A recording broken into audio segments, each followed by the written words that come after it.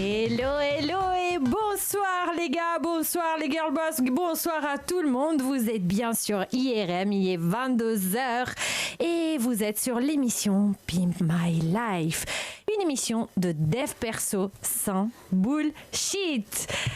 Aujourd'hui, la situation est très grave. Il y a un nouveau reconfinement, les gars. Mais nous, on a retrouvé comment s'échapper, on vient à la radio. Donc, comme la situation, elle est un petit peu comme ça, est-ce que vous êtes aussi dépité, peut-être déprimé, les masques, les changements, bon bref, c'est un peu galère. Et du coup, ce soir, la thématique, les gars, d'ailleurs, si vous voulez nous suivre, voir nos têtes, vous allez aussi sur Twitch, sur le compte irm.radio et nous sommes tous en direct ce soir pour vous parler de quoi? De résilience et peur de l'échec. Pourquoi résilience? Tout simplement parce que c'est la bonne occasion, là c'est par rapport à la situation. Et ce soir, nous sommes avec Mégane. Bonjour tout le monde. Nous sommes avec Idriss. Salut, salut. Bonsoir Aurora. Bonsoir. Et nous sommes avec notre invité du jour, Moshe Aaron. Salut Aurora. Alors, bonsoir. Alors, pourquoi je vous parle de Moshe? Parce que tout simplement, il est coach en PNL. Et qui, plus qu'un coach en PNL, un formateur en PNL, peut nous parler de comment, justement, devenir résilient et faire face à cette situation un peu bizarre, exceptionnelle et qui continue de durer. Donc, on en a un peu marre. Alors, on va démarrer tout de suite par la définition de la résilience. Alors, j'ai pris deux... Je vais commencer par des trucs un peu classiques et ensuite je vais vous proposer une troisième option. Alors la première, physique, c'est un terme issu de la physique, donc c'est la capacité des matériaux à résister au choc. Et du coup, si on parle côté psychologique, c'est la capacité d'un individu à supporter psychiquement les épreuves de la vie. Et aussi, c'est la capacité qui permet aux gens de rebondir, de prendre un nouveau départ après un traumatisme. Est-ce que, Moshe, est-ce que tu es d'accord avec cette définition? Ouais. T'as bien trouvé la définition. Il y a une personne qui nous l'a amené en France il y a un certain nombre d'années, Boris Cyrulnik, je crois. Oui, exact. Voilà, c'est ça que tu as dans tes notes. C'est ça. Il a pris de la physique.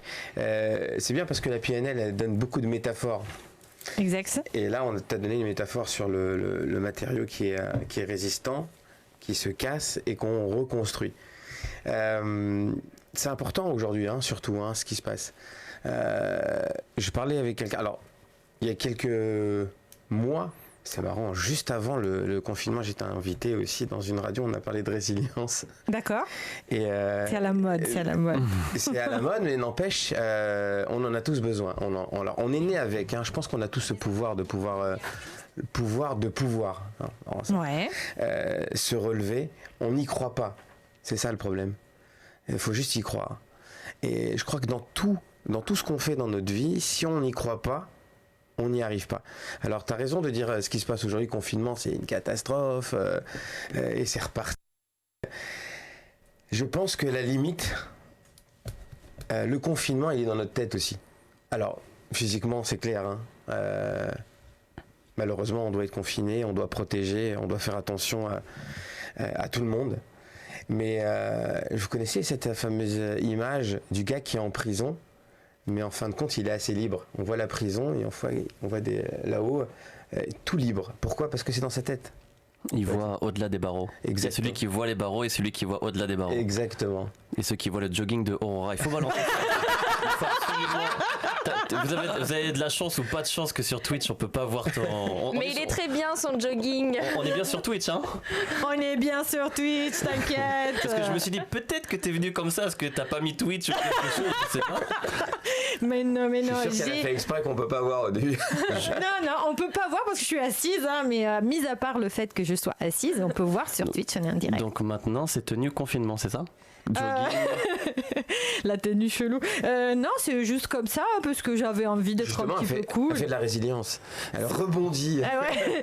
En fait, je peux mieux rebondir sur bête qu'un talon aiguille. Alors les gars, aujourd'hui en tout cas, le programme est assez riche parce que justement, Moshe va nous donner aussi des conseils. Et en tant que coach en PNL, il va en avoir un paquet sur comment faire justement pour être résilient. Ensuite, on a aussi des méthodes parce qu'on a essayé de creuser un petit peu pour vous donner des choses très concrètes pour que vous puissiez depuis la maison pendant cette période quand même pouvoir les implémenter et voir tout de suite les résultats, aller mieux, etc. On va peut-être vous parler aussi de quelques lectures et aussi des pièges dans lesquels il ne faut pas tomber quand on parle de résilience et aussi de peur de l'échec. Et ensuite, il y a toujours, comme toutes les semaines, la rubrique « J'ai testé pour vous ». La rédaction a testé pour vous des méthodes et on va en parler de ce que nous, en tant que chroniqueurs, humble chroniqueur, nous avons testé pour vous pour que vous puissiez depuis la maison aussi revivre peut-être ce qui s'est passé dans notre life et peut-être vous dire que voilà, si c'est la dèche dans la vôtre, ça l'a été aussi dans la nôtre et grâce à ça, maintenant, on va mieux. Donc, je crois que Idriss, toi, tu voulais poser des questions à Moshe. Exactement, tu nous as super bien fait la promotion du J'ai testé pour vous. On aurait été la promotion du juste prix, vraiment, tu l'as fait magnifiquement bien. Alors, c'est Moshe Aaron. J'ai bien retenu ça. Enchanté déjà. Bonsoir Moshe Aaron. Merci de me recevoir. Hein. J'étais content et du coup je suis déçu parce que je pensais que Aaron c'était ton nom. Finalement c'est un prénom composé. En fait, je suis déçu parce que alors moi mon nom c'est Zaha Louni et j'étais fier d'avoir un homologue du double A dans le nom. Double A. Le double A c'est rare. Ah ouais. C'est très rare et c'est le truc chiant. Alors pour le prénom c'est le même truc chiant où il faut absolument dire alors soit 2A ou AA mais tu as toujours des bugs quand tu dois épeler ton nom ou ton prénom. Mais en tout cas voilà c'était la petite connexion que j'ai trouvée avec toi. J'étais fier de ça. Je suis sûr qu'il y en a plein d'autres. Hein. Alors, je vais essayer de résumer au mieux ce que, de mon côté, j'ai vu de ton parcours au travers de ce que l'on voit de toi sur Internet, parce que tu es très bien référencé sur Internet. On te trouve sur Instagram, sur différents supports. Tu as ton propre site Internet qui est magnifique. Merci. Et si je peux résumer au mieux, alors tu es issu du milieu socio-éducatif. Ça, c'est de là où tu viens. L'accompagnement des enfants, des jeunes adultes, ça, c'est ton truc. Tu as commencé par le BAFA. Tu as, si j'ai bien retenu, tu as ouvert ou créé une colonie de vacances. Exact. Tu as été, alors je pense que tu es entrepreneur, mais tu as commencé à entreprendre surtout au travers d'une start-up pour un outil éducatif. Exact. Si je dis pas de bêtises. Exact. L'idée de tout ça, en tout cas, tu le résumes dans tes propos, c'est tu souhaites apporter du bien-être et de l'épanouissement, je le répète ça, de l'épanouissement personnel aux gens. Exact. Et cette transition, ça t'a amené, alors là, il faut que je m'entraîne parce que il y a plein de mots compliqués, ça t'a te diriger vers l'hypnothérapie. Entre autres, je précise, tu as été formé à l'Institut d'hypnose ericksonienne. Je l'ai bien dit, je suis fier de moi. Donc, ça t'a fait devenir praticien en hypnose, je le répète, ericksonienne et humaniste. Alors ça, peut-être que tu nous expliqueras tout à l'heure ce que ça veut dire. Praticien en programmation neuro-linguistique. Oui. Donc, hypnothérapeute. Alors, je vais rectifier, c'est important parce que toute notre vie, on rectifie des choses, on change, on évolue. Et en allant aux États-Unis, parce qu'effectivement, j'ai voulu aller me former à la source, parce qu'effectivement, au départ, j'étais formé à l'hypnose, que je ne connaissais pas du tout au départ. Il y a 10 ans, 11 ans, en 2010, 2011, c'était pas très, très connu encore. Et on m'a proposé d'aller à l'hypnose, l'Institut, effectivement, de forme IFHE, voilà, hypnose ericksonienne. De Milton Erickson en fait. Voilà, c'est lui qui a créé l'hypnose ericksonienne comme ça, vous savez. Et l'hypnose humaniste un petit peu plus spirituel et éveillé, on va dire éveillé, voilà, c'est surtout éveillé. Alors on parlait ensemble tout à l'heure, on se disait l'hypnose. Alors il faut savoir que l'hypnose et la PNL, il n'y a pas de différence. Ah, intéressant. Voilà. Est-ce qu'on peut l'utiliser pour la résilience, justement? Alors, la PNL et l'hypnose. La PNL, c'est l'hypnose conversationnelle. On en fait tous. Vous en faites. Là, vous en avez fait. Si je peux vous détailler exactement. Tout à l'heure, on en a parlé. Vous mettez des filtres, vous posez des intentions quand vous posez vos questions. Vous avez des questions dirigées. Oui, bien sûr que pour la résilience, on l'utilise parce qu'on aide les gens à se dépasser. Tu me parlais tout à l'heure, qu'est-ce que je fais dans mes formations? Est-ce que c'est simplement pour les coachs? Eh bien, non. Tout le monde doit savoir communiquer. Et la première personne avec qui on doit savoir communiquer, c'est soi-même. Exactement. Bravo. Amen. Et si on sait communiquer avec soi-même, déjà nous, on va être alignés avec nous-mêmes et on va encore plus pouvoir accompagner les gens à atteindre leur objectif dans n'importe quel métier. Et si on met un cadre là-dessus, c'est beaucoup plus simple, beaucoup plus rapide. On gagne énormément de temps à se comprendre. Tout à l'heure, quelqu'un qui commence à me parler au téléphone pour me justifier. Il se justifiait énormément. Et je l'ai arrêté avec bienveillance et respect, hein, toujours. Je dis, t'as pas besoin de te justifier. Demande-moi ce que tu vas me demander directement. Et là, il était à l'aise. Elle me dit, ah bon, j'ai le droit. Comme s'il avait honte. Vas-y. Il a été directement, je lui ai demandé, on a gagné du temps, il était content. Basta. Donc justement, pour poursuivre ça, c'est donc hypnothérapeute de ça derrière. Donc si je peux donner le bon terme actuel au présent, tu es surtout formateur, coach en PNL. Formateur conférencier. Formateur, beaucoup, allez, voilà. On enlève le mot coach. Non, parce que je forme énormément de gens. Aujourd'hui, vous savez qu'il y a un super procédé en France, le CPF, le compte professionnel de formation. Et donc, il y a beaucoup de gens qui utilisent ça parce que, en fait, Ah, tu es certifié? Ouais, on est certifié, Bravo. Datadocké, agréé et tout. Et donc, toutes les formations sont certifiées. Alors, vous savez que la communication, on l'utilise partout, dans le management relationnel, dans la gestion du stress et du temps. Et c'est comme ça qu'on arrive à se dépasser et à utiliser dans la résilience. Je peux donner un petit détail si tu m'as appelé hypnothérapeute. Il faut savoir que... J'ai pris ton terme sur le site. Oui, c'est vrai.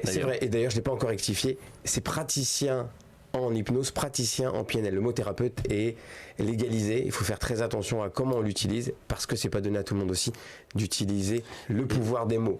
Mais là, nous, on veut savoir. On veut savoir. Les gens qui sont à la maison, ils sont très contents de savoir que tu es... praticien, mais est-ce que tu pourrais pratiquer quelque chose ce soir pour donner des conseils aux gens à la maison? Oui. Alors c'est clair qu'il faut, dans le premier confinement, on a utilisé énormément de Zoom, j'ai fait énormément de réunions Zoom où j'offrais cadeau des séances alors de PNL, d'hypnose aussi, de relaxation, parce que comme on disait, les barreaux. Et où ça se passe tout ça? Nos peurs, elles se passent où? Les phobies par exemple, comment elles sont? C'est dans notre esprit. On en parle souvent dans l'émission de manière répétitive. On parle souvent que tout part d'un point de vue. Tout est dirigé d'ailleurs par un point de vue. Et c'est une perception, tu veux dire, c'est ça? Oui, c'est ça. C'est exactement la même chose. L'idée, c'est en fonction de comment tu vas voir les choses et donc réagir, l'attitude que tu adoptes, c'est ce qui va créer justement la prochaine situation. Alors, tu as dit quelque chose de plus important au départ. Tu as dit notre imagination. Tout se passe ici. Notre esprit. Ouais, c'est la pensée. C'est là. Si jamais il y a des gens quand ils ont des phobies, je viens pour la phobie des araignées. Je me rappelle au début quand je consultais, il venait, mais je lui dis, et donc t'as déjà eu un problème avec une araignée? Non. C'est infondé en fait. Il y a 8% des peurs qui sont infondées, Enfin 8% des peurs seulement qui sont fondées. Exactement. Tout le reste est infondé. C'est incroyable. C'est juste parce qu'on imagine. N'importe quoi. Tu vas imaginer.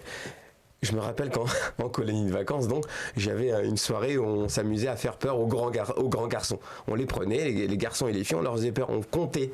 On était des compteurs. Et quand tu comptes avec une histoire et t'amènes la personne dans son imagination, le gars, il est pourquoi on tremble? Même dans les films, il vous hypnotise, en fait. Je disais tout à l'heure, qu'est-ce que tu fais dans la vie? On me dit, t'endors les gens? Je dis non, je les réveille.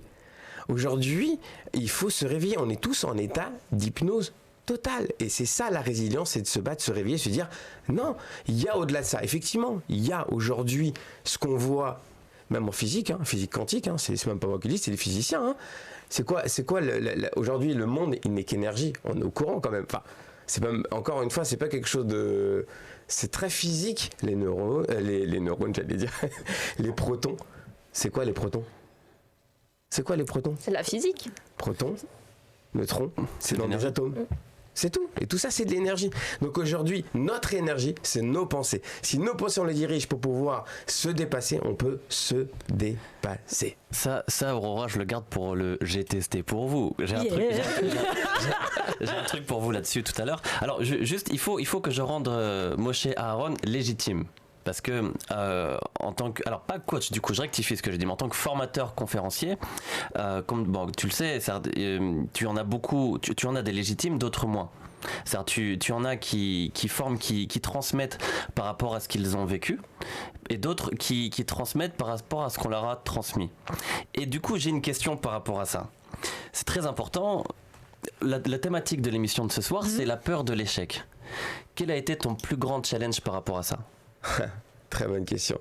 Ça fait partie en fait, de ma formation. C'est complètement mon histoire. En fait, j'en parlais tout à l'heure avec ma sœur quand je suis arrivé à la maison. Et elle me disait, c'est incroyable, les professeurs à l'école aujourd'hui encore font beaucoup d'erreurs de comment donner un sens aux jeunes. Et moi, j'ai mon histoire où on a tous passé le conseil de classe. On veut la savoir, on veut la connaître. C'est quoi ton histoire? Le conseil de classe. Ouais. Donc, on m'appelait le cancre quand j'étais à l'école. On m'a mis une étiquette.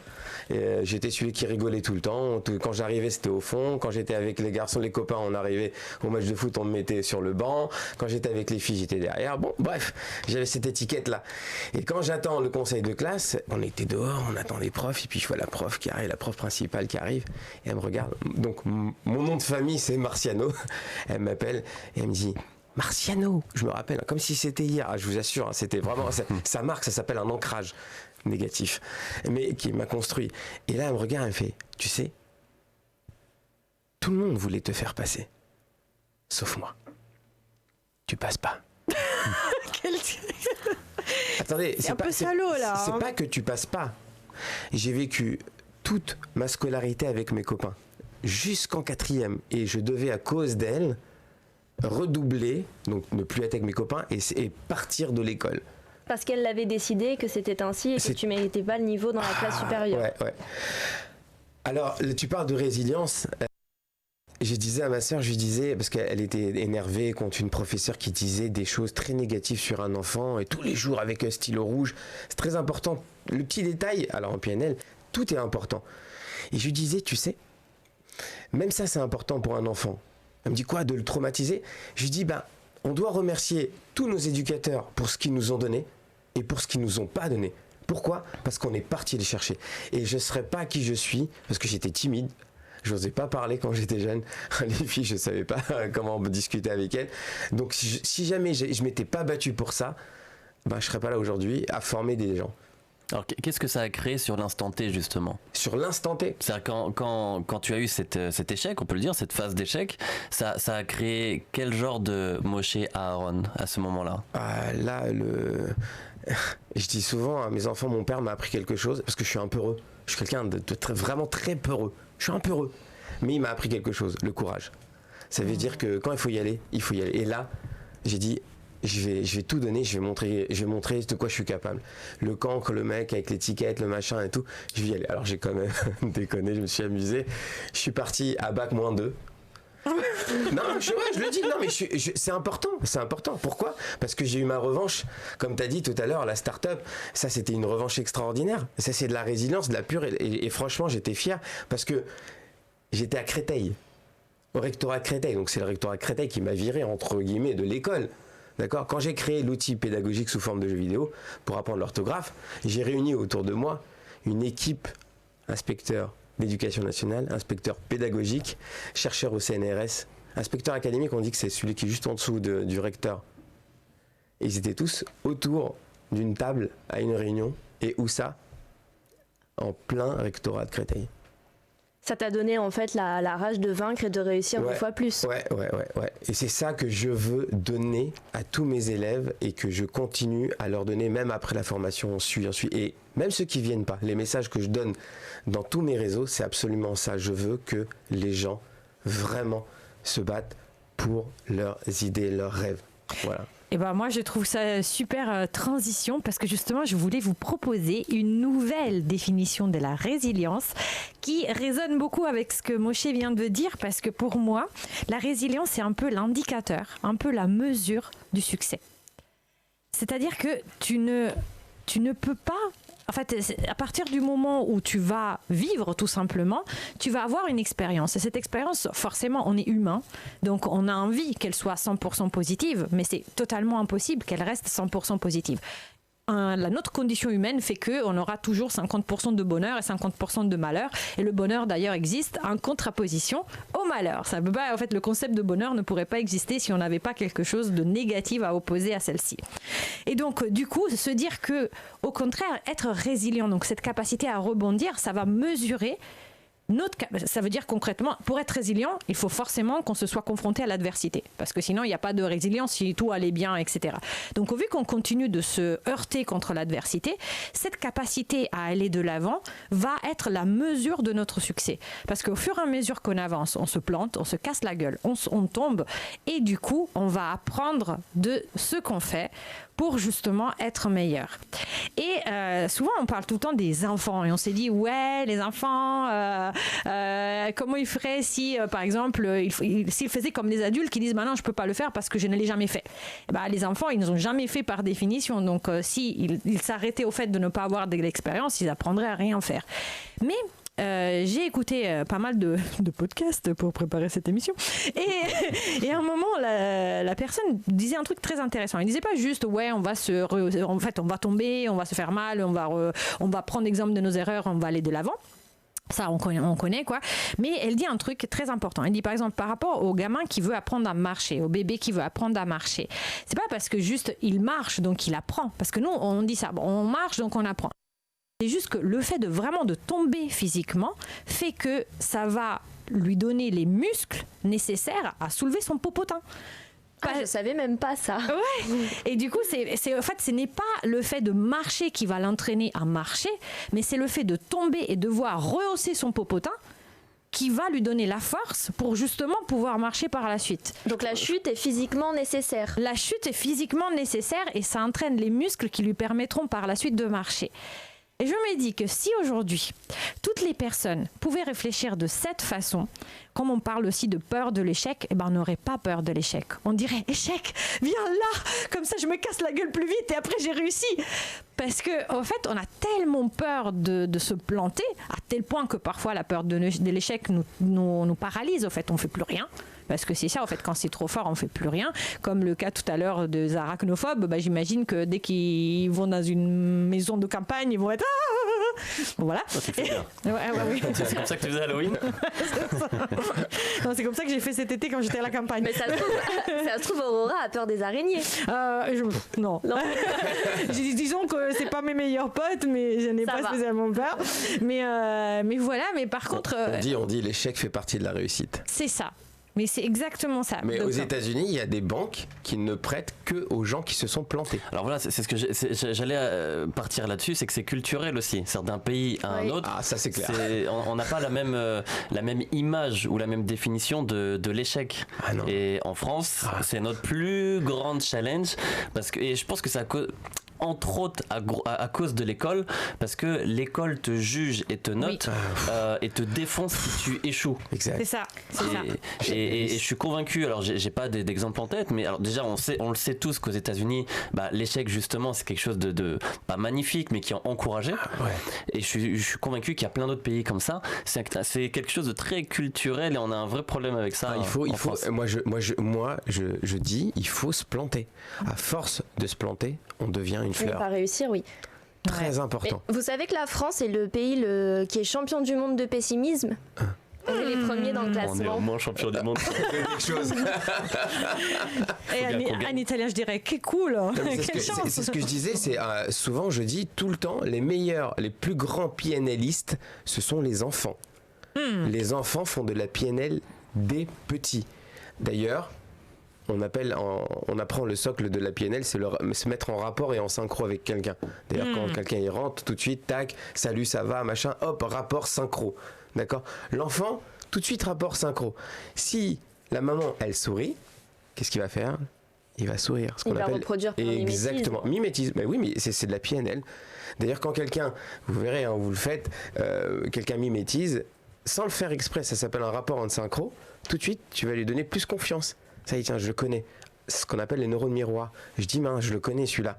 Alors qu'en fait, non. C'est juste qu'il y a eu un mimétisme et il y a eu un miroir, un effet miroir par les neurones, disant je le connais. Et là, ça permet de pouvoir mieux communiquer et passer des messages et d'accompagner les gens. Vous savez, on est tous arrivés, ça nous est tous arrivé qu'un gars il est rentré et qu'il avait une énergie négative. Tu es bizarre. Mais on le sent tout de suite. Toute façon, il y a une atmosphère, une énergie dans la pièce. Quand il est rentré, tout de suite, il y avait une énergie de fou. Il y a eu la petite danse du bonjour. Il y avait des protons. Des protons. Ouais, d'énergie vibratoire. C'est ça. Et d'ailleurs, tu parlais de popotin tout à l'heure. Je crois qu'il n'y a pas, en 2020, je crois qu'il n'y a pas une émission où tu n'as pas dit le mot popotin. Il y a un truc avec ça. Je crois qu'il faut qu'on se refasse toutes les émissions. Et tu parlais donc de popotin, tu parlais des enfants qui se relèvent, etc. Et tu me faisais penser à vendredi soir où j'étais avec le fils de ma cousine. Il a 2 ans, si je dis pas de bêtises. Il est complètement fou. Il court dans tous les sens. Il a pas peur de tomber. Il tombe, il saute. À un moment, il était à côté de moi. Il sautait sur le lit. Et hop, t'as sa tête qui cogne. Nous, tout de suite, on est là, oh là là. Et lui, il rigole. Il est là, il court, etc. Et il a pas peur de l'échec. Je cite la thématique, mais en tout cas, il a pas peur de se faire mal.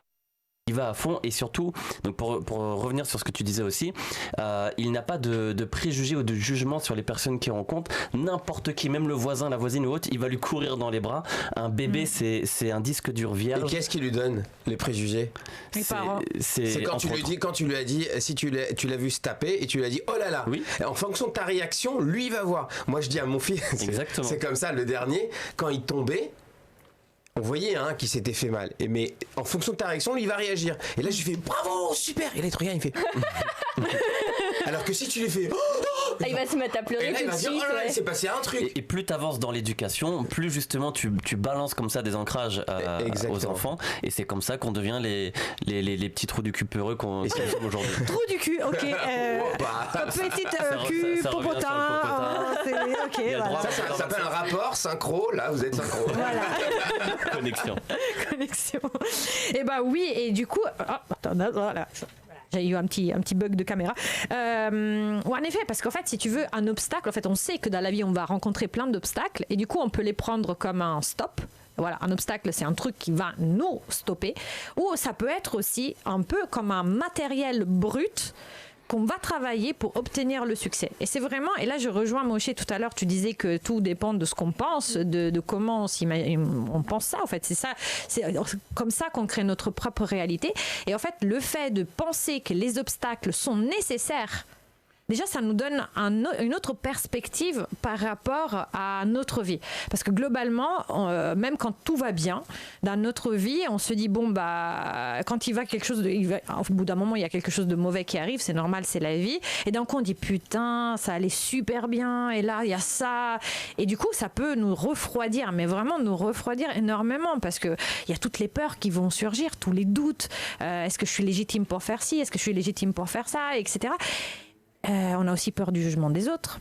Oui, c'est vrai que c'est un frein souvent à la résilience, le jugement des autres, la peur des autres, du jugement des autres et du jugement aussi qu'on a envers soi.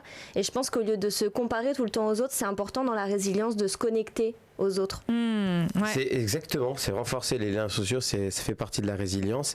C'est pour ça qu'il y a beaucoup de différence entre la confiance en soi et l'estime de soi. Oui. L'estime de soi, c'est la valeur que je me donne moi à moi. Et malheureusement, c'est pas la valeur que je me donne à moi qui prépondérante, mais c'est la valeur que les autres me donnent. Malheureusement, les gens vivent avec l'image que les autres ont de soi. Et c'est ça le travail qu'on doit faire aujourd'hui. Merde, aux autres quoi. C'est soi. Non, sérieux, c'est soi. On a des forces, on a un plein potentiel, il faut juste lui donner un sens. C'est un truc très dangereux parce que par rapport à ce que tu dis, on est plus accroché sur la quête de la reconnaissance des autres que de notre propre estime de soi. Et c'est parce que les gens sont prêts à mourir pour la reconnaissance. Quand je dis mourir, en tout cas à trahir. Donc là, tu montres ton téléphone par rapport aux réseaux sociaux et toute cette l'ampleur que ça a pris. Et c'est valable pour tout. Moi, je le vis et je le subis sur le plan professionnel. professionnel, par exemple. Il y a des personnes avec qui je travaille où dans la collaboration, la quête, la priorité, elle n'est pas sur le résultat, elle est sur la reconnaissance, sur l'idée d'aller chercher justement quelque chose qui va nourrir son ego. L'ego, on en a tous. Mais il y a quelque chose de très dangereux. Alors là, ça vient pas d'Idriss, ça vient d'Idriss Aberkan, le nom complet, si vous connaissez. Oui. Et il le dit justement, il prend l'exemple de Napoléon qui a 2 types de réactions. C'est soit tu mets le projet au service de ton ego, ou alors tu décides de mettre ton ego au service du projet. Et c'est en fonction de comment tu choisis tes priorités justement que tu arrives à faire la différence entre la quête de la reconnaissance et le développement de ton estime de toi-même. Et en plus, il faut savoir que quand si tu voulais contrôler ce que les autres pensent de toi, même si c'était serait de la manipulation. Et ça, objectivement, ça peut-être durer si tu es très fort sur un petit laps de temps, mais tu peux pas manipuler ce que les gens pensent de toi, même si c'est les manipuler pour qu'ils te donnent la reconnaissance. On le fait. On le fait, mais c'est voilà. Moi, je dirais que ah oui, pendant longtemps on peut le faire. Ouais, on peut le faire. Il y a une différence. C'est ce qu'on disait tout à l'heure, c'est l'intention. Tu poses ton intention. Si elle est bienveillante, tu influences les gens. Si elle est malveillante, tu manipules les gens. Je suis absolument d'accord avec toi, mais c'est pour ça que j'ai dit avant encore, parce que pour pouvoir réussir à influencer les autres, donc en partant de la chose positive, il faut déjà que toi, tu aies une bonne idée de toi-même et que tu arrives à maîtriser tes propres pensées. Parce que si tu ne maîtrises pas tes propres pensées, quelque part, tu vas créer une réalité qui ne te correspond pas. Donc, comment pourrais-tu influencer les autres positivement envers toi ? Ou bien t'annuler. Parce que les pensées sont terribles. En fait, si on arrive à s'annuler, à plus avoir de pensées, c'est encore beaucoup plus puissant. Mais on le voit tout de suite. Hein. On le voit quand une personne fait les choses d'abord pour elle, ou alors pour justement le regard des autres. Tu vois tout de suite en fait quelles sont les intentions d'une personne et tu vois tout de suite est-ce que est-ce que justement les priorités sont bonnes ou est-ce que ça peut être quelque chose, parce que ça peut être quelque chose de très dangereux de mettre en avant la quête de la reconnaissance avant tout. C'est ça. Et du coup, Megan, est-ce que toi, tu as vu justement, donner des méthodes qui soient très concrètes pour que les gens à la maison, là, ils se disent, OK, cette période, elle est assez difficile, mais j'ai envie d'être résilient, mais je ne sais pas comment faire. Qu'est-ce qu'on pourrait leur dire ?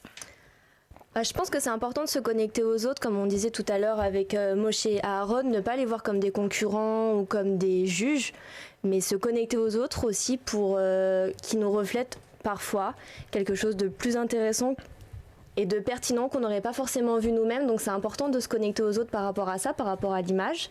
Et il y a plein de choses aussi où je pense que parfois dont on n'a pas conscience de certaines choses, et en parlant avec les autres gens, ils vont nous rassurer aussi. Et ça nous aide beaucoup, je trouve. Et quelque chose que j'ai fait moi une fois, c'est que j'ai écrit une lettre de résilience à une amie.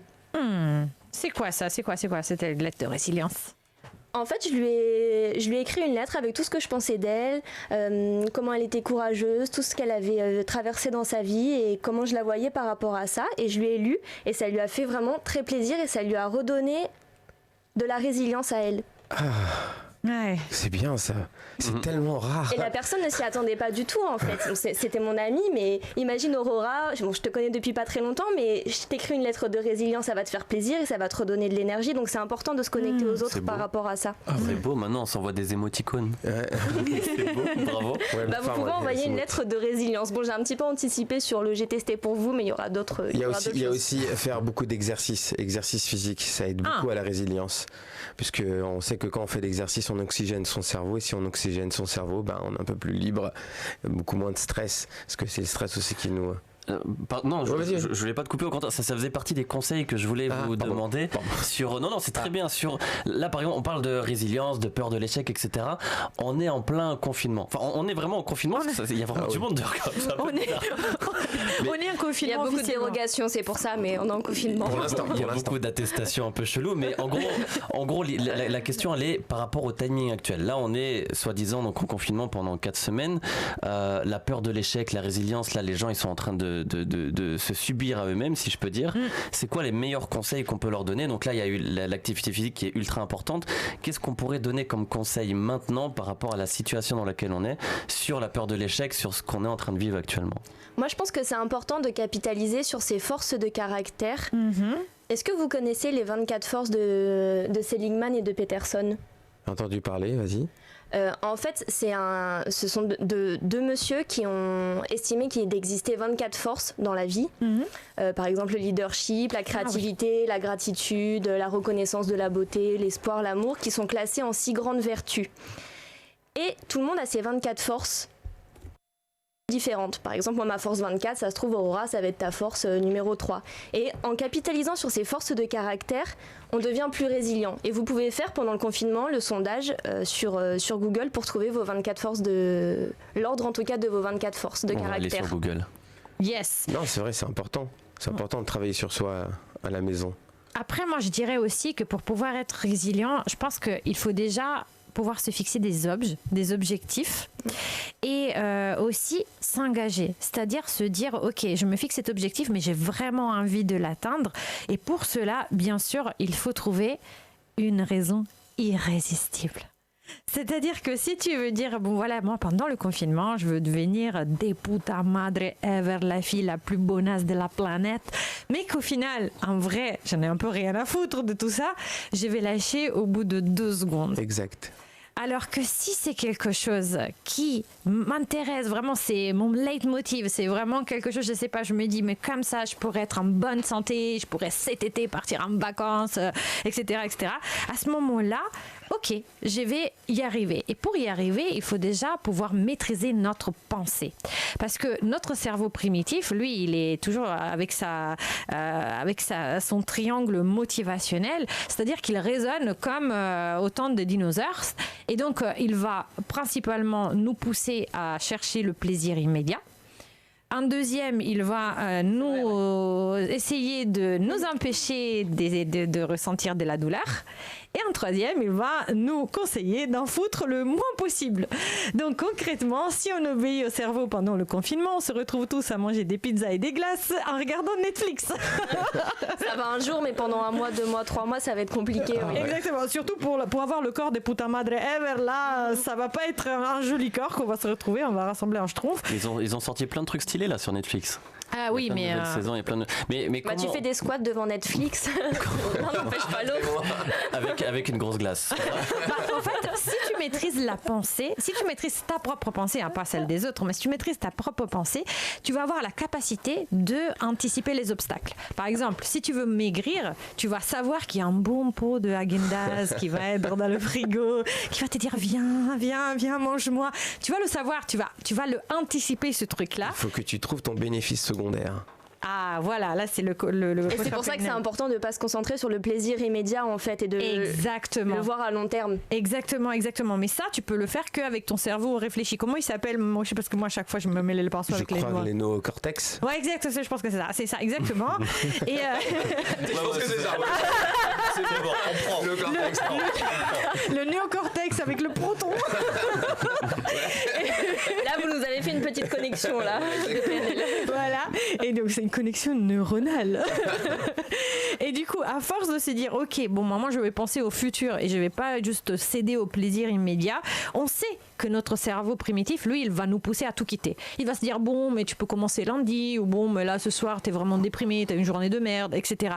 Mais nous, on va aussi, comme on a justement, on a anticipé le truc, on va anticiper aussi notre envie de tout quitter. Et comme on l'a anticipé, quelque part, quitter, ce n'est plus une option. Il faut le faire. C'est pas le soir tu te laves vous lavez les dents. C'est pas une option. Je veux dire, vous allez pas vous coucher sans vous laver les dents. Même si vous êtes fatigué, vous rentrez de boîte à 3h du mat, vous lavez les dents. Et donc là, comme tu as anticipé, quelque part tu l'as déjà inscrit dans ton calepin. Tu sais, mon cerveau, il va essayer de me niquer la tête. Il va me dire d'aller vers le frigo. Et du coup, tu n'y vas pas. Et c'est comme ça, au fait, qu'on arrive à utiliser la pensée pour aller de l'avant et pour changer quelque part notre futur, parce qu'à force de ne pas aller vers le frigo quand on a envie d'y aller, forcément on va perdre du poids et on va utiliser aussi ce temps-là pour faire des trucs utiles pour notre cerveau. Donc pour pouvoir faire ça, il faut qu'on tente de faire des nouvelles choses. Parce que forcément, si on fait tout le temps la même chose qu'on a fait hier, on n'aura jamais un résultat différent de celui-là qu'on a déjà aujourd'hui. Et aussi, on va éviter des excuses. Parce que souvent, on est les rois et les reines dans la justification. Je suis fatigué. Exactement. C'est vrai, ou même on a tendance parfois, quand on échoue, à remettre la faute sur les autres, à remettre la faute sur un mauvais process. Et de ne pas accepter en fait la responsabilité aussi qu'on a dans cet échec, mais qui est normal pour rebondir. En fait, c'est important aussi de dire j'ai le droit de me tromper, je me suis trompé parce que ceci, parce que cela. Et l'échec, c'est aussi, ou l'erreur, c'est un moyen d'apprendre et de mettre en place de nouvelles choses pour que ça fonctionne par la suite. Pas se sentir coupable, mais être responsable. Ça, c'est très important. Les gens se sentent coupables et quand il y a la culpabilité, c'est la catastrophe. Par contre, être responsable, là, c'est faire face aux situations qu'il y a pour pouvoir justement les dépasser. Et c'est très, très, très important tout ce que tu dis, Aurora, là. Tu parles du cerveau reptilien. Ouais, c'est ça. C'est ça ? Okay. C'est ça. On prend tout. Et bien justement, et du coup, le fait de pouvoir continuer à faire des choses, ça veut dire qu'on va arriver peut-être à atteindre notre premier objectif. Ça va nous donner confiance parce qu'on s'est dit, bon, on a réussi celui-ci. Et un petit. Voilà, un petit, pas à pas. C'est important parce que petit, je vais réussir. Si je me mets tout de suite d'une montagne, voilà. Mais si jamais je veux monter le mont Everest, mais je commence par les 100 premiers mètres, j'ai déjà fait 100 mètres. Là, on repart sur l'objectif SMART. Sur le fait d'avoir des objectifs qui soient mesurables et réalisables. Exactement. Et du coup, comme ça, on y arrive. Et du coup, on peut se fixer des objectifs encore plus gros. Et on entraîne notre résilience. Ce qui fait que le jour où il va y avoir encore une grosse merdasse dans notre life, on est tellement habitué quelque part à avoir des enjeux, parce qu'on entend toujours des nouvelles choses, que même si l'échec, l'obstacle, tout ce qu'on peut rencontrer dans la vie nous arrive en pleine face, on sait qu'on est capable de le résoudre. Résultat, on passe à l'action. 100% des gagnants ont tenté leur chance. Exactement. Mais avant de passer à l'action, comment on s'y prend? Là, j'essaie de faire l'avocat du diable. Le mec relou dans le bistrot. Parce que moi, d'ailleurs, j'ai l'impression que mon quotidien ou notre quotidien, ça ressemble un petit peu à un bistrot maintenant. Tu vois, avec tout ce qui se passe, c'est-à-dire tout le monde parle. Les bistrots sont fermés. Tout le monde s'est transformé. Oui. Du coup, tu traces une ligne dans le temps. Tu regardes déjà pour te rassurer. Déjà, tu traces. Tu te rappelles quand on était à l'école, il y avait une grande. Comment on appelle ça? Tu sais, on faisait une ligne historique. Comment on appelle ça? Une timeline. Oui, ça c'est en anglais. Une fresque, une fresque. Ah, je sais plus. Et en fait, tu regardes où tu étais avant. D'accord, il y a 5 ans par exemple, où tu étais il y a 5 ans, où tu es aujourd'hui. Déjà, tu regardes ce que tu as fait.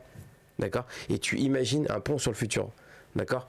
Il faut que tu traces quelque chose, il faut que tu te mettes des objectifs. Si jamais tu veux réussir à imaginer quelque chose, il faut que tu viennes, tu regardes d'abord toutes tes qualités, tout ce que tu as. Bon, après, c'est détaillé quand tu coaches quelqu'un ou que tu accompagnes quelqu'un, mais tu peux pas aller. Waze, si tu mets pas de reste, tu vas nulle part.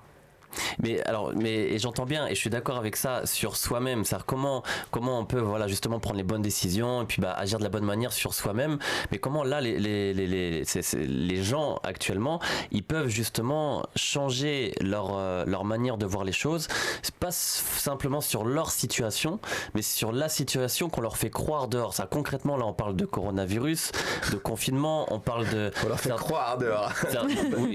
Théorie du complot. Je me suis positionné. Les gens sont sur peu importe, on est. Mais d'ailleurs, c'est ça. Ça veut dire, parce que l'information, on l'a au travers des médias, on l'a au travers des réseaux sociaux, on l'a au travers de Pierre-Paul Jacques qui invente la science, etc. Complètement. Donc, c'est ce qu'on nous fait croire. C'est-à-dire, la situation telle qu'elle est, personne la connaît et la comprend réellement, mais au travers des informations que les gens reçoivent, et elle est très négative en ce moment, puis on rajoute les attentats, etc., tout un tas de choses. Moi je vais te dire, la réalité n'existe pas, elle est propre à chacun. Alors, on prend ça, et ça c'est bien, mais justement ça va peut-être amener à la réponse que j'essaie de vous proposer. Tu l'as déjà en fait. Elle est propre à chacun. Donc c'est vivre en fait dans son monde imaginaire, c'est ça? Alors non, pas forcément. Si la réalité est propre à chacun, donc comment on la crée? C'est pas pour moi, c'est pour vraiment ceux qui nous écoutent. Attention, c'est pas comment on la crée. Comment on la définit? On nous voit. Alors bon, oui, j'ai une bouteille, d'accord? Donc si je te demande de regarder dans la bouteille, qu'est-ce qu'il y a écrit? Enfin, qu'est-ce que tu vois? De mon côté, je vois montagne. Voilà. Et moi, je vais te dire, je vois 3 mecs. Mais là, pourtant, tu vas me dire, mais non, je vois une montagne. Oui, tu vas me dire, non, je vois une montagne. Et moi, je vais dire, mais non, je vois 3 mecs. Et pourtant, les deux, on a raison. Tout est question de perception. Exactement. De perception. On en a parlé effectivement tout à l'heure. Donc il faut changer d'angle de vue, d'accord? Il faut prendre tout ce qu'il y a comme information, mais les laisser dehors, pas se les approprier tout de suite, sinon elles vont rentrer dans notre cerveau, elles vont nous tourner la tête. Là aujourd'hui, c'est anxiogène. C'est totalement anxiogène, en fait, il faut faire le tri. Maintenant, c'est connu. Alors, je me suis fait déchirer parce que j'ai mis une citation l'autre fois sur les peurs. D'accord, et tout le monde m'a sauté dessus parce que j'ai utilisé une image de Himmler au temps des nazis qui avait dit une phrase sur les peurs. Il a dit c'est pas le nazisme qui fait le mal, il suffit juste de faire peur aux gens et on dirige tout quoi. Et aujourd'hui et en ce moment mais c'est alors, je voulais pas du tout rentrer là-dedans, c'était juste la forme qui était intéressante parce que c'était un peu provocateur pour amener les gens un peu à se réveiller parce que c'est très important que les gens se réveillent parce qu'il y en a marre, les gens ils sont dans leur peur, tout ce qu'on leur dit c'est pour acquis, c'est ça, c'est ceci, cela. Non, je pense qu'il y a des choses ça doit rester à l'extérieur, à moi de décider qu'est-ce que je dois prendre et pas prendre, qu'est-ce qui est bon pour moi et qu'est-ce qui est pas bon pour moi, qu'est-ce que je laisse dehors, parce que si je le prends, ça va me détruire et ça va détruire la famille, les amis et je vais en parler au bistrot, t'as vu et lui il est mort et lui ici et ça c'est ce qui se passe c'est ce qui se passe actuellement. Alors voilà, c'est ce que je voulais dire tout à l'heure. Et Mégane, promis après. Non mais je voulais juste rebondir sur ce que t'as dit. Ah bah rebondissons. Vas-y Mégane. Sur notre popotin. Vas-y Mégane, rebondis. Par rapport au fait qu'en fait la peur c'est comme si c'était un frein à notre propre réflexion et à ce qu'on pensait de la réalité en fait. Tout à fait, complètement. C'est pour ça que la réalité n'existe pas, elle est propre à chacun. Et donc du coup justement par rapport à ce que tu disais en gros si je peux résumer moi j'essaie de le prendre avec des mots très basiques justement pour que même si c'est mes petits frères qui devraient m'écouter qui puissent le comprendre. En gros notre esprit c'est un habitacle et il faut décider qu'est-ce qu'on y met dedans. Une télé, tu changes de chaîne. Ouais par exemple, ou pas de télé, plus de télé. Ouais encore mieux. YouTube et encore mais IRM radio. Mais tu vois voilà, ma maman elle a une très belle image par rapport à ça, elle prend ça dans le travail, dans la réussite et donc là pour ton esprit justement elle le voit comme un jardin. Tu as donné un petit peu cette image tout à l'heure. Elle le voit comme un jardin où c'est à toi de décider quel genre de plante tu vas y mettre, quelle attention est-ce que tu vas accorder plus d'attention aux mauvaises herbes ou justement à ce qui doit pousser et comment tu entretiens justement ce qui doit fleurir. Et j'adore cette image parce que je pense que l'esprit c'est un habitacle que tu dois entretenir, tu dois décider ce qui doit y rentrer et ce qui doit justement rester dehors. Je vais raconter juste une petite histoire là-dessus, une petite métaphore où un personnage est passé devant avec des élèves, ils sont passés devant un corps de chien qui était mort comme ça et tout, ils ont tous regardé, ils ont tous fait ah il est mort et tout, et le sage qui était là il a regardé, il fait regardez ces belles dents. En fait tout est question de où on pose notre regard. On peut décider de voir que le positif et que le bon et que le constructif. Il y a, comme tu as dit, alors tu as dit tout à l'heure, le bonheur et le malheur, ce sont des mots j'utilise pas trop, parce que pour moi, tout est constructif. En fait, absolument tout. Tout ce qui se passe, c'est constructif, ça nous aide à monter. L'histoire des obstacles, c'est tu décides d'une pierre, tu te prends sur la tête, soit tu les décides de prendre sur la tête, soit tu fais un escalier et tu montes une montagne. Exactement. Il y a une autre métaphore que j'aime beaucoup par rapport à la résilience, c'est à vous en fait de décider si vous voulez être un œuf qui se casse quand on tombe au sol ou une balle qui rebondit. Intéressant. Et moi, je pourrais aussi vous donner peut-être quelques croyances ou quelques pensées, quelques phrases qu'on pourrait se répéter pour justement pour devenir plus résilient. Donc déjà, on pourrait se dire qu'on peut résoudre n'importe quel problème qui nous arrive sur la gueule, parce que de toute façon, comme on a dit, c'est toute une question de maîtrise de la pensée. Donc on peut décider de rester dans le clan de ceux qui se morfondrent, qui se plaignent, ou commencer à agir pour justement pouvoir changer. La deuxième chose, c'est de ne jamais se dire qu'on est confus. Parce que ça, c'est quelque chose qui pourrait arriver en cette période. Tu vois, tu as plein d'infos qui arrivent de tous les côtés. Tu sais pas discerner parce que tu n'es pas médecin. Confus par confusionner, tu veux dire? Pas confus, confus dans le sens où quelque chose qui va t'empêcher de faire une action parce que peut-être tu ne maîtrises pas tout. Et du coup, tu te dis, je sais pas, je fais rien parce que je ne maîtrise pas, donc je fais rien. Et en fait, je sais pas comment faire. Et du coup, tu t'arrêtes. Et c'est justement en prenant action et en essayant de faire n'importe quoi, parce que tu ne sais pas objectivement ce qu'il faut faire, que tu vas savoir si ce truc-là est bon ou pas, et du coup par rapport au retour tu pourras avancer. Mais c'est normal de ne pas savoir au début et ne pas attendre de savoir comment pour avancer. En fait il faut se lancer pour pour y arriver et pour voir en fait justement les moyens à mettre en place pour éventuellement parvenir à ces objectifs. Exactement. C'est en lançant dans l'eau qu'on apprend à nager. Ouais, c'est ça. Mais c'est vrai. C'est ça. On apprend à boire la tasse. Ouais aussi, mais du coup tu sais que c'est pas bon. Pour apprendre à nager. Et tu sais que c'est pas bon, tu sais qu'il faut sortir la tête, tu sais qu'il va falloir respirer, voilà. Non, mais c'est super, c'est très important tout ce qu'on dit ici parce que c'est vraiment le mécanisme neurologique du dépassement. Ouais. Et de l'avancement. En fait, la peur de l'échec, c'est totalement un frein à la créativité. Exactement. Et du coup, autre chose qu'on pourrait faire, c'est de se dire, quelle est la meilleure action que je pourrais faire aujourd'hui ? Ou aussi, autre astuce, on peut aussi se projeter et s'imaginer nous-mêmes en ayant déjà résolu ce problème. Et à ce moment-là, tu te dis, c'est comme si tu te regardais a posteriori et tu disais, qu'est-ce que j'ai fait pour y arriver ? Tu es déjà là, tu es arrivé. Qu'est-ce que tu as fait pour y arriver ? La fameuse question quand quelqu'un il dit mais je sais pas faire, je sais pas faire. Alors en PNL on dit mais qu'est-ce que tu ferais si tu savais faire ? Exactement. Ah c'est cool, j'utilise la PNL sans le savoir. C'est ce que je vous ai dit tout à l'heure, tout le monde l'utilise. Ok, après autre chose c'est qu'est-ce que je pourrais changer ? Parce que sûrement il y a des choses que tu as envie de changer, etc. Et tu te poses la question, tu te poses ok, aujourd'hui il y a le confinement, mais un mois, à mon échelle, changer là où j'ai ou améliorer. Ou améliorer, qu'est-ce que je pourrais faire ? Aussi, autre chose qui pourrait nous rassurer, par exemple si on est paniqué en ce moment, parce que voilà, confinement, pas confinement, etc., c'est se dire que qu'est-ce qui s'est vraiment mal passé pour nous ? Il n'y a rien qui s'est mal passé pour nous jusqu'à maintenant. Ou on était déjà malade, on s'en est sorti, ou on est à la maison et on n'est pas encore malade. Donc il ne s'est rien passé. Oui, c'est important de relativiser.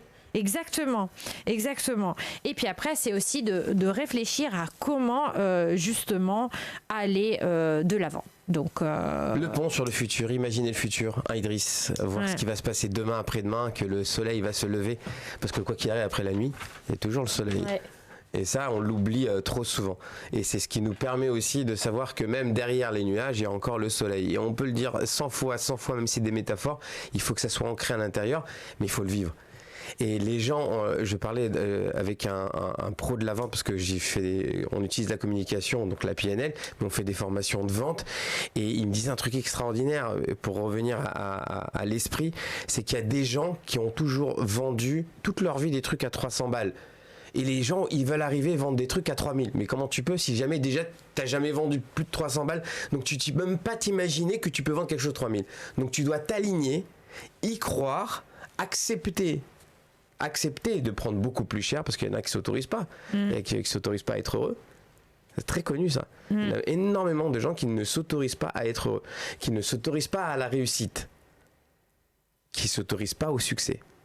Alors tous ceux qui m'écoutent, allez-y, profitez-en pendant le confinement, autorisez-vous tout ce que vous voulez. Allez, c'est carte gratuit. Blanche.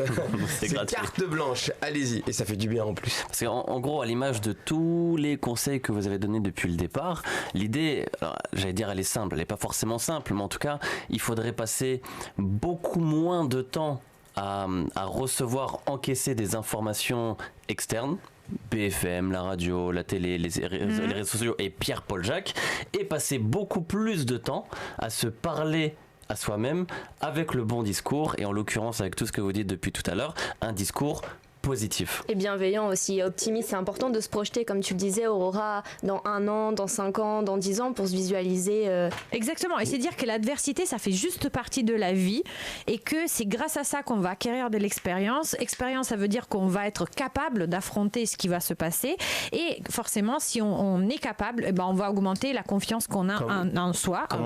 On aime rebondir, je rebondis sur ce qu'il avait dit. On est en mode balle ce soir, on rebondit. Vas-y, sur ce qu'il a dit, Idriss, tout à l'heure, il a dit quelque chose de très important, c'est que tu as dit il faut...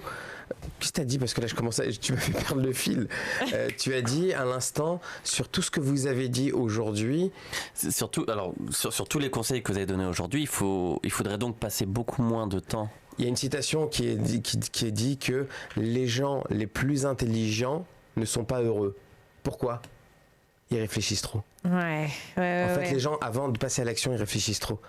Et quand il faut y aller, c'est pas grave. On va savoir, l'expérience va nous donner le savoir. Ouais, et en plus, justement, quand tu dis, quand on pense que pour augmenter la confiance en nous, il faut qu'on réussisse des choses.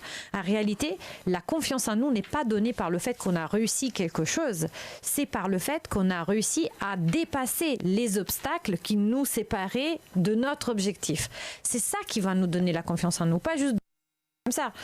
Et surtout passer à l'action aussi, parce que les gens ils passent pas à l'action, ils se projettent. C'est vrai qu'on a tendance à se poser beaucoup de questions. Après, est-ce que tu penses que c'est féminin ?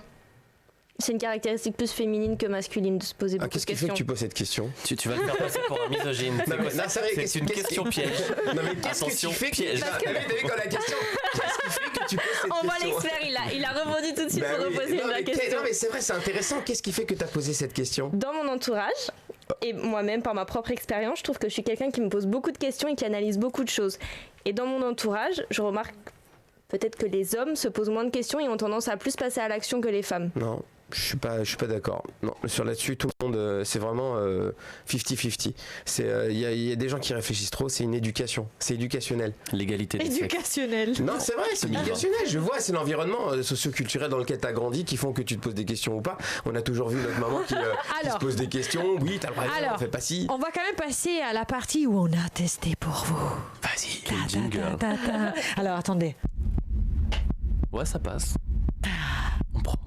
On prend. Ok, alors, qui veut ouvrir le bal avec J'ai testé pour vous? Moi, j'ai testé pour vous la frise de résilience. D'ailleurs, tu en parlais un peu tout à l'heure, mon cher Aaron. Frise, voilà, c'était ça le mot que je cherchais. Ah, vous voulez pas me le donner pour le dire tout de suite là? J'ai dit frise et après j'ai dit fraise. Alors, la frise de résilience, c'est en fait vous tracez une droite sur une feuille de papier avec des flèches qui vont vers le bas sur tous les moments difficiles que vous avez eus dans votre vie. Et après, des flèches qui vont vers le haut sur ce que ça vous a permis de faire et comment vous avez rebondi par rapport à ça. Et en fait, ça redonne confiance en soi. Moi, j'ai eu plein de moments down, des maladies, des échecs, mais après qui m'ont permis de rebondir. Et même, je remercie en fait la vie d'avoir vécu ces moments difficiles parce que ça a fait aussi de moi ce que je suis aujourd'hui. Et c'est très important de tracer, je pense, sa propre frise de résilience. Ça redonne beaucoup de confiance en soi. Ah, c'est un très bon outil. D'estime de soi. Estime de soi. Est-ce que Idriss, toi, tu as quelque chose que tu as testé? Alors, je vous donne deux options. Ouais. Par manque de temps. Vous avez l'option 1, relation amoureuse. L'option 2, l'éducation à l'école. On doit choisir. Soit je te donne les deux, mais on est. Tu veux les deux? Il commence par l'éducation truc amoureuse. Pourquoi je t'en ai donné deux? Parce que l'éducation truc amoureuse. Elle a fait un petit mix. T'as fait un mix. Au travers de. Vous connaissez Anthony Robbins? Oui. Et lors d'un séminaire, il y a un truc que j'ai retenu. Il expliquait qu'il y a que deux types de peur. Il y a la peur de ne pas être à la hauteur et la peur du rejet. Oui. Alors, je te prends la peur. Je te prends la peur du rejet. Je te prends la peur du rejet. Tiens, on commence par celui-là. La peur du rejet, je prends l'exemple, c'est. Je reviens à l'époque du collège. J'ai eu deux phases au collège. J'ai eu la première phase où je suis arrivé, j'étais considéré comme le petit intello de la classe. J'avais des très bonnes notes, j'étais un bon élève, sage, timide, ultra timide, introverti. Et tu sais, à cette époque-là, je sais pas si c'est toujours le cas, mais quand t'es pas stylé, quand t'es pas, tu vois, quand t'es intello, t'es un peu repoussé. T'es repoussé. Et cette peur du rejet, elle m'a fait prendre la décision petit à petit de basculer de l'autre côté de la force. Et je suis devenu totalement rebelle.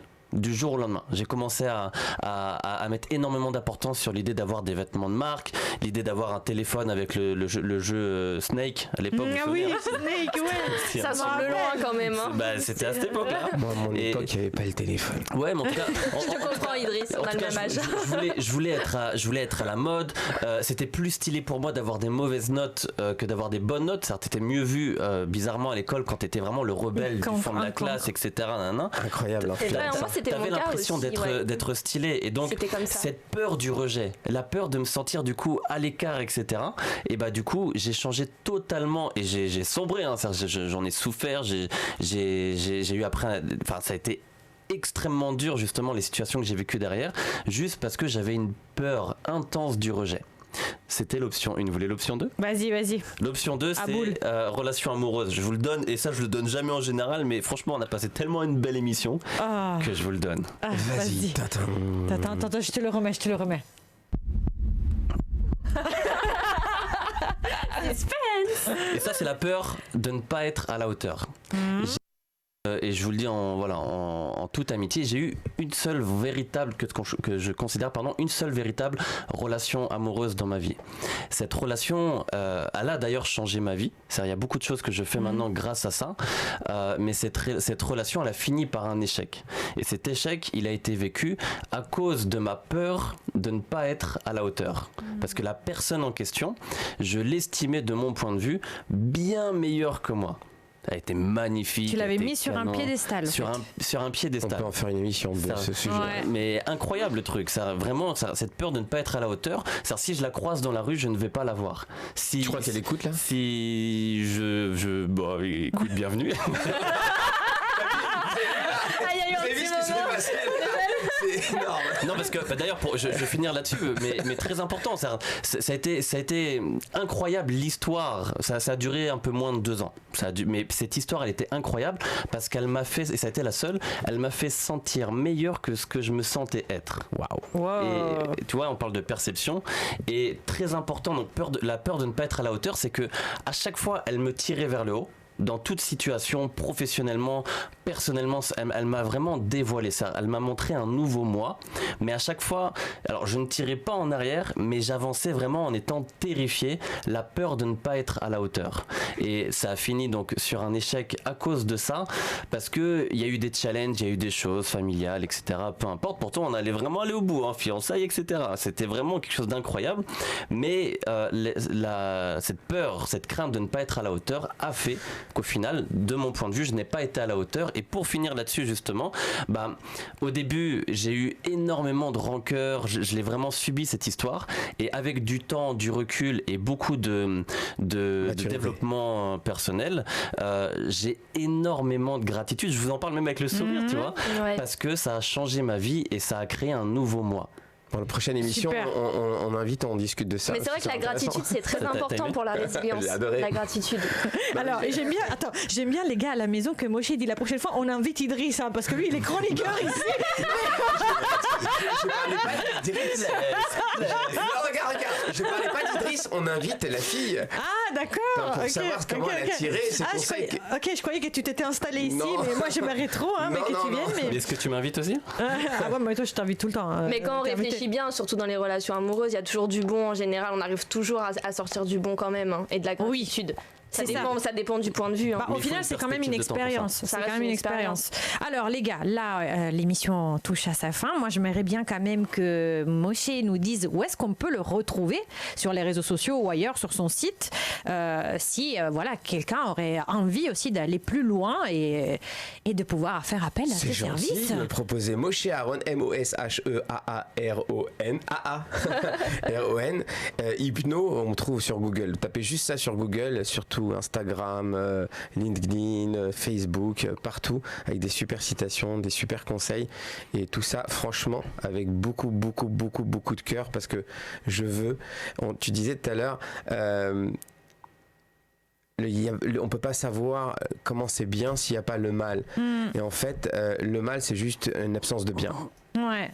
Tout simplement, alors essayez de projeter le maximum de lumière, parce que aussi l'obscurité c'est une absence de lumière, donc mettez surtout ces temps-ci, on en a tous besoin. Merci beaucoup, c'était génial, franchement. Cool. Merci à toi d'être venu. Non, vraiment, merci à vous de m'avoir reçu, et donc non, je m'inviterai pas parce que... Mais si, avec plaisir.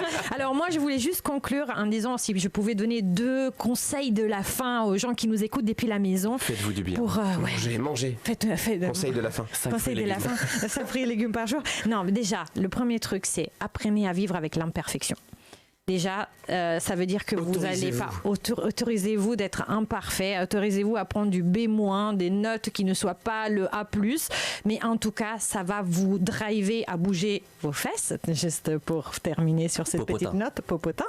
Et deuxième chose, c'est essayer de trouver l'inspiration ou la motivation à faire ce que vous avez envie peut-être d'entreprendre pendant ce confinement depuis l'intérieur. C'est-à-dire que n'essayez pas de trouver la motivation des résultats résultats que vous allez vouloir avoir.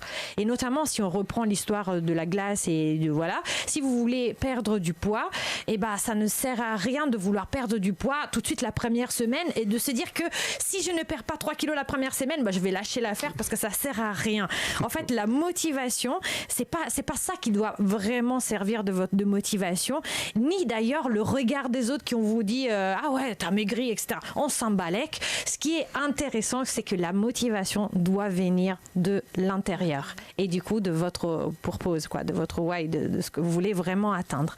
Je vous dis, du coup, il est 23h05, vous êtes toujours sur Pimp My Life, l'émission de développement personnel où on ne parle pas bullshit, IRM Radio. Vous pouvez aussi nous suivre et revoir cette émission sur Twitch si vous voulez voir nos têtes, sur irm.radio. Je vous dis gros bisous, prenez soin de vous et à la semaine prochaine. Bye bye. Bye bye. Bye bye. Bye bye. Allez, on fait la fête.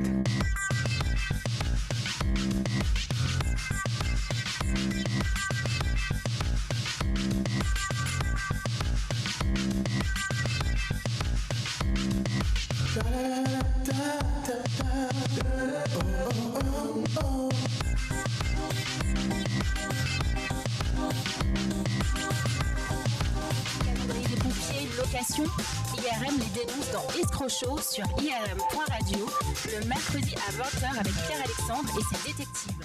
Dans Escroc Show, IRM scanne ta sécurité. IRM scanne ta vie. IRM.